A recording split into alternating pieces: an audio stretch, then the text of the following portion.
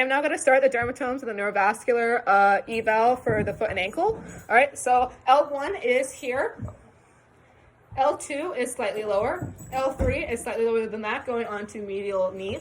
L4 is going to be starting at lateral thigh, going on to anterior knee. Then we have L5, which is here, and then also down to the thing, down to your lower ankle and foot. And L4 is also going to be medial ankle and foot.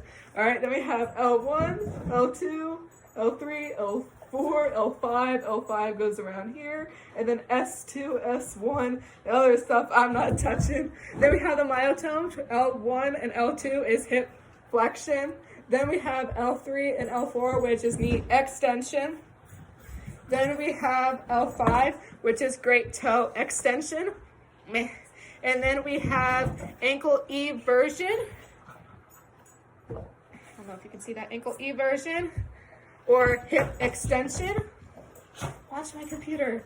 And then we also have S1, which is going to be knee flexion. All right, for the Chattox lateral, the Chattox reflexes, well, all the reflexes, the Chattox reflexes works with the lateral foot. So you would use a lateral foot, and I don't have anyone home right now, so I'm just gonna do it this way.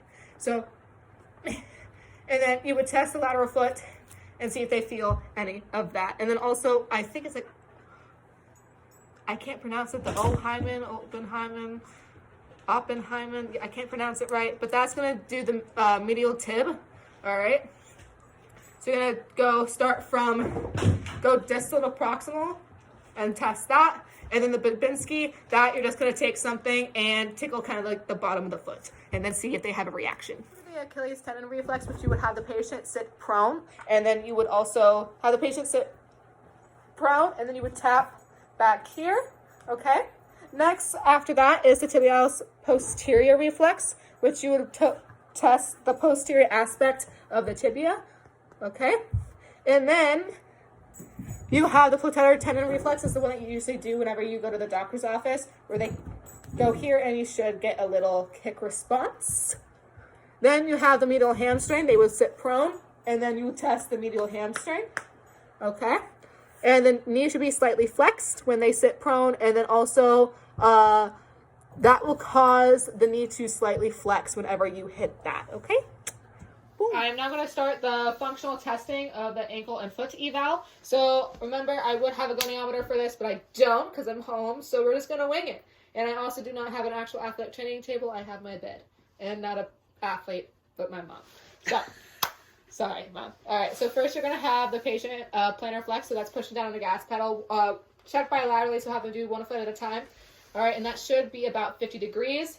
That's normal for a person. Once again, don't have a goniometer. Next would be dorsiflexion. So that's pulling your toes up towards your head.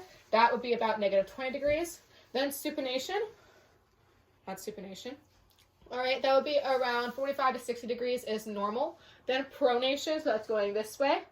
All right, the opposite of supination. That's anywhere from 15 to 30 degrees. Then you have toe flexion, which is about 45 degrees at the MP joint and 90 degrees at the JP joint. All right, so, okay. All right, then you have inversion. So that's just going this way. Inversion, once again, checking bilaterally. That would be normal around 30 to 50 degrees. Then eversion, going out. That would be about 15 to 30 degrees.